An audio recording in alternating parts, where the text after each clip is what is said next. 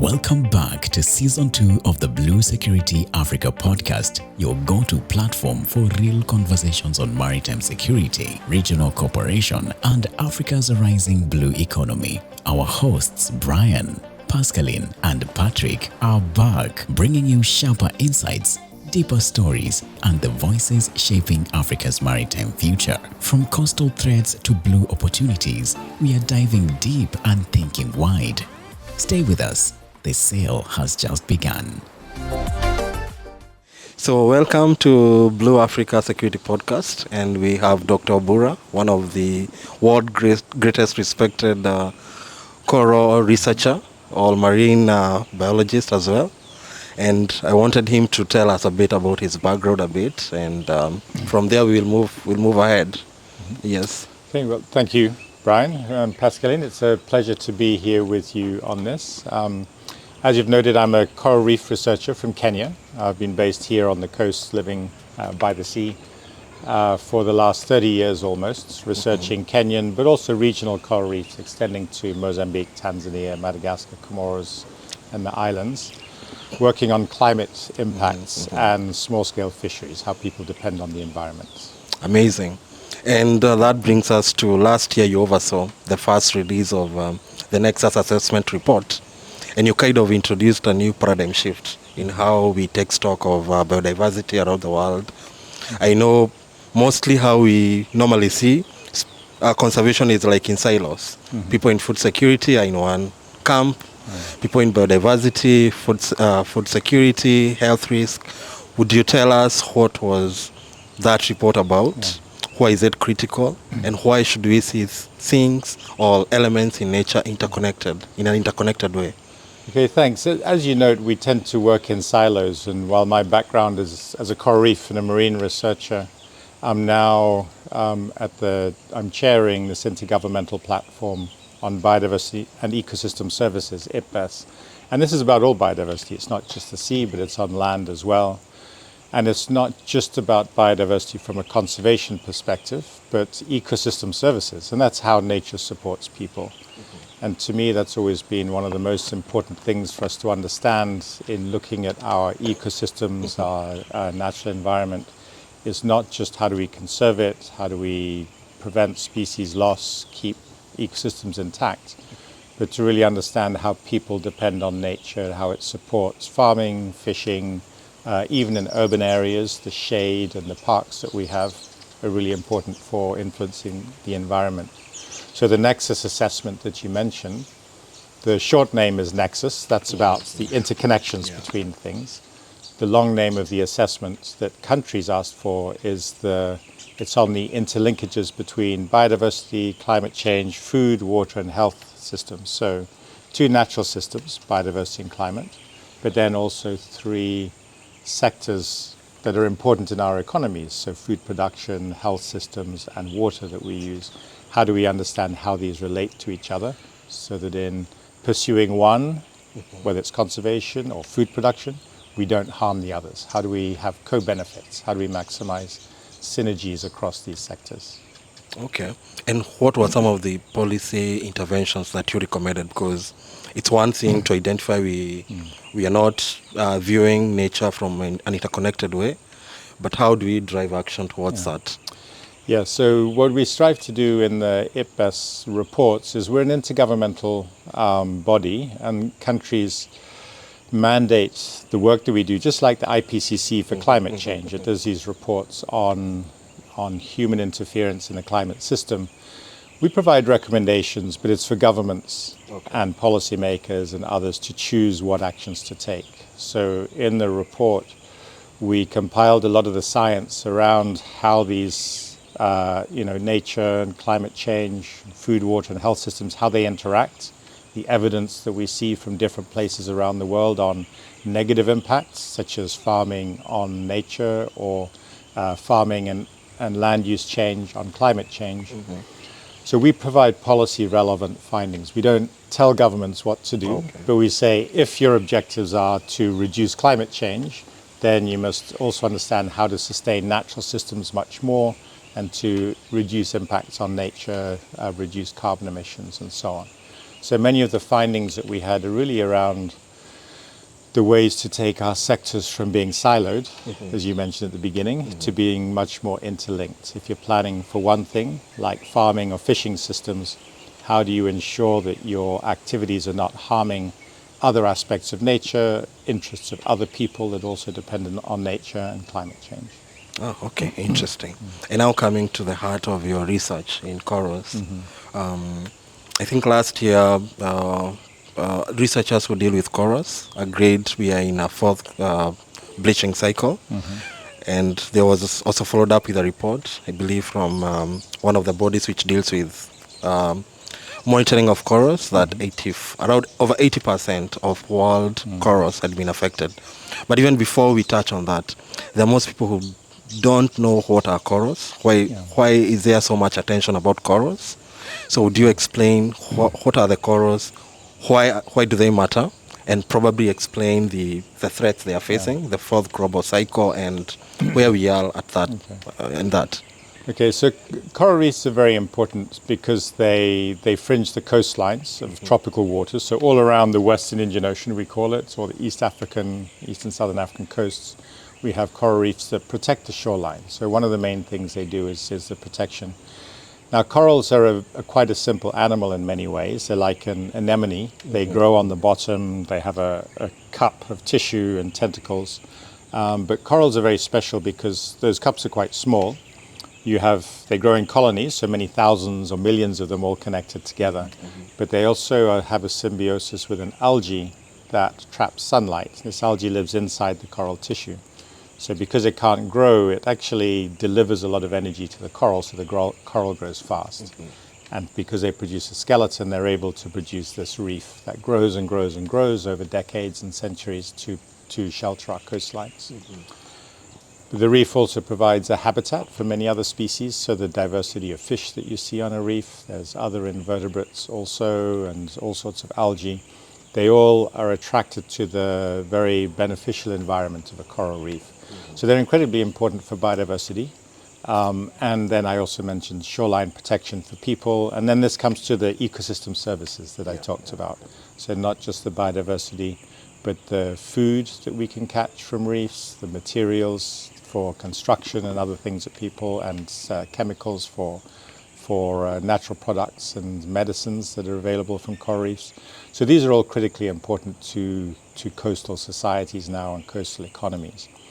The challenge that you mentioned now is with the coral bleaching, is that as temperatures are getting hotter and hotter around the world with climate change, corals already, because they exist in very warm waters, corals are adapted to the high temperatures they experience during the summer. So here in Kenya in March, April, the seawater gets the hottest. And because that temperature is going up slowly with climate change, corals are becoming stressed. When they become stressed, they have a color which, and the coral comes from the algae, they separate the symbiosis parts because it's a very high energy. It's like a race car. So the algae and the coral separate so you can see the white skeleton. So we call it coral bleaching. And when they're white like that, the corals stop growing, they're vulnerable to diseases, and if the temperature is too high, they die. They can't survive it like that. So warming temperatures are a real challenge for coral reefs around the world now, all over the world, and here in East Africa as well. Oh, interesting. And are there significant corals? I know from documentaries we hear of the Great Barrier Reef. For example, in Africa, are there significant coral ecosystems that you could mention for maybe people? Oh yes, no, we have very rich coral reefs in East Africa. And when I see East Africa here, now I'm really meaning all the way from the sort of Somali coast down to South Africa, Madagascar, the islands, Seychelles and Mauritius as well, and Comoros inside. So the center of diversity for coral reefs is really the Indonesian islands. Okay. So we hear about the Great Barrier Reef, but the species diversity and the vibrancy of reefs is highest in Indonesia and Philippines. And that's like the peak of the mountain, like Kibo and Kilimanjaro. You can imagine this large region that's very wide and you have this huge diversity of corals. When you come out into the Indian Ocean, the diversity goes down. When you get to India and Sri Lanka, Chagos, the islands in the middle of the ocean. But when you come to the Mozambique Channel, so that's northern Madagascar, northern Mozambique, southern Tanzania, the diversity goes up again. So it's like Mawenzi. You have this mountain with two peaks, a big peak, and here in East Africa we have the second peak of diversity of coral reefs globally. And so it's really important. The diversity of corals here is high, and we have unique species that we find here that we don't find in the other parts of the world as well. Amazing. And before I call on Pascaline and my colleague here, we talked about bleaching. Is there a way they are able to recover from that bleaching? Yeah, so that's a good question. Bleaching is not the death of corals. It's when the algae and the corals separate company and you can see through the clear tissue that is the coral to the skeleton, so it's white. If the stress is not too much, they can recover. If the stress is too much, they die. So you can think of bleaching like a fever in humans. So if you get an illness, we get a fever. If the fever is able to deal with the bacteria or the infection, we heal naturally. But often the fever is too much, so then we need medicines so that we don't die from that. So bleaching is a stress response, but because the stress is increasing because of pollution everywhere, because of overfishing and other impacts, and global warming, the bleaching is happening more and more, and it's unable to deal with the stresses, and corals are dying around the world because of that. And before I call Pascaline again, my last question is, are there historical instances where corals used to get bleached, or this is a time where we are seeing a lot of cases of bleaching? Because people might wonder, is it climate change? What's happening? Is there some precedents from back then? Yes, absolutely. So there are precedents of corals bleaching historically. Of course, people were not looking in the same way. That's the challenge. Coral reef science really started in the 1950s, 1960s. What we do understand is that large-scale bleaching events, like for a region, probably happened, once every 50 or 100 years or something like that. My own PhD, my studies in the early 90s were on coral bleaching because of sediments. So I was studying the Sabaki River just north of Malindi in Kenya. And because of the sediments coming out of the river, the corals were being stressed by the sediments, so they were bleaching, but they were able to deal with the stress and they weren't dying so much. A lot of them were recovering. So we've seen bleaching and we understand it from many different stresses that affect a coral. What's happening now is so much bleaching over such large areas and repeating again and again more frequently. Instead of every 50 years now, went to every 20 years, now to 5 to 10 years. These are because of global warming and climate change. So there's no doubts about that. Okay. Pascaline, I think you can ask your question. Thank you, Brian. Hello, Doctor. So I really like the mapping you made with regards to coral reefs around the Indian Ocean with different countries. And my question is, you've been working with these different countries. According to you, why? What are the differences?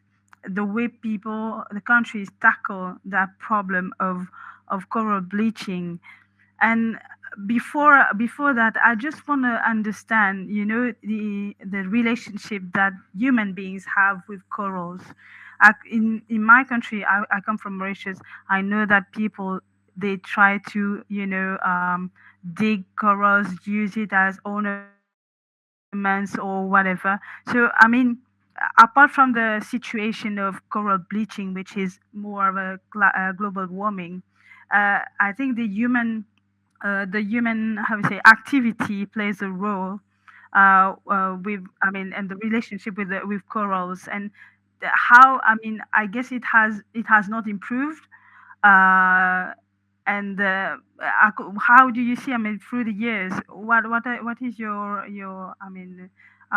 I want to know actually what you think about it and how you think we can improve to have a sort of behavior change. Yeah, thanks. So that's a very complex set of questions because, as I said earlier, there are so many different uses we can make of corals and coral reefs. We can, for fishing, we can extract things to eat. As you mentioned, in some cultures, people have used the coral rock for building materials as well. In Kenya, for example, we haven't done that. We have We have old coral reefs on land in the quarries now, so they were living 100,000 years ago. So we use coral rock, but we use it from quarries on land rather than corals in the sea. So we haven't had that issue here. Then, of course, there's harbors. A lot of towns develop near coral reefs because the shoreline is protected, and then the pollution and the recreation from those towns can be too much. You know, like anything, I hear it said very frequently, you know, coral reefs are so useful, or forests are so useful, but in spite of their value, they are being degraded by people. But I think our understanding, especially from IPBES and understanding ecosystem services, is that it's where things are so valuable is where we use them. So, you know, we have such heavy use of coral reefs, and they're so attractive that we take out too much fish, we take out too much coral, we, you know, pollute the waters too much. And so it's because of their value, in fact, that they are degraded. And I think the key thing we need to understand is when natural systems are so valuable, we need to put in place all the protections so that we don't overuse them, we don't pollute them, we don't damage them. We can and we should be getting benefits from those systems. We need those benefits, but we shouldn't be taking out so much that we're damaging the system. And how do we shift our governance and our value systems, our behaviors, so that, you know, we're really protecting and sustaining the systems that provide us so much value. So I think that's really important. And as you said, it varies a lot from country to country and place to place. So we can have general principles around it. But in each place, you need to understand, you know, how do we do it in this place? What the responses in Mauritius might be quite different from the responses in the Comoros, even though both are islands and have very similar dependence on coral reefs and so on. And I think one of the things I've really valued living and working here is that, you know, because our countries, we don't have a lot of resources to spend on management or on governance of, you know, marine systems, let alone terrestrial systems as well. So we have really used our regional networks as well in the Western Indian Ocean to support one another. So the scientists work closely together, the governments discuss with each other quite a bit. So we can really see the, you know, practices that work in one place, you know, that work, how can we shift them across to somewhere else and get people to see how they can change their behaviors to sustain their reefs or their mangroves or their seagrasses in similar ways. So I think that's a really important value of our regional networks here. So we learn from one another because our coral reefs are basically the same. They depend on each other throughout the region. Thank you for this answer. So you work closely with Nairobi Convention, right? And you work along on policies and how actually you try to improve the gap between what policies actually are doing and Nairobi Convention and actually what with fishermen and, you know, the coastal communities. Is there anything you're working on with other people, of course, to try to reduce that gap, please? Yes, so you mentioned the Nairobi Convention. I almost said it in my last answer, is that the regional framework that we're working under is the Nairobi Convention. And this is a marine environmental convention that was designed around the 10 countries in our region, so from Somalia to South Africa, and then including the islands to Mauritius and Seychelles and Madagascar. Because the environmental systems are very similar, some of the cultures are very similar as well. So what we have done, I mean, all of our work in Cordio, my organization, though we're based in Mombasa in Kenya, we work in all of the countries, but with scientists in those countries or with protected area managers or with communities and NGOs. And we do a lot of learning exchanges. We get to see what's happening in one place, applied in another, or we do research in one place and we replicate it somewhere else so we can compare the behavior of the systems. But under the Nairobi Convention, one of the main things we're doing now is, well, two things. One is there's a really good technical association, the Marine Science Association, WIOMSA, for the Western Indian Ocean. That has been operating almost as long as the Nairobi Convention has been there, and it's a really good convening space for science, for management of marine systems, and then thinking about policy. And then through WIOMSA and our regional networks, there's a science policy platform the Nairobi Convention has set up, and the idea there is that we we bring the results from our studies and the learning from different partners in the region into the Nairobi Convention decision-making space. So we write papers and we have discussions, and this gives us the chance to talk to the governments in a regional context, and then the individual governments may take that up in their own countries depending on the resources and their policies and so on. But we really hope that the countries are very coherent with each other, so you don't have a policy in one country that is different or damaging to policy in another country. How can they work together? Because the fish and the coral reefs don't know the boundaries. They move between the two. And so we try and use that framework to bring our work to a policy space. It's very challenging. So one of the important things you mentioned from the local level as well is how do we facilitate also local communities and representatives from communities bring their voice from local levels, up towards national and the regional levels as well. And that's very important because communities and fishermen and others living on the sea, they understand their system better than we do as scientists in many ways. And we need to hear their experience and their experience to come through and inform the decisions as well. Thank you for sailing with us on the Blue Security Africa podcast. If you found value in today's conversation, share this episode, subscribe, and leave us a review. Follow us on Blue Radio KE across all our social media pages or Blue Radio Kenya for updates, behind-the-scenes content, and more voices shaping Africa's blue frontier. Until next time, stay secure, stay informed, and keep your eyes on the horizon.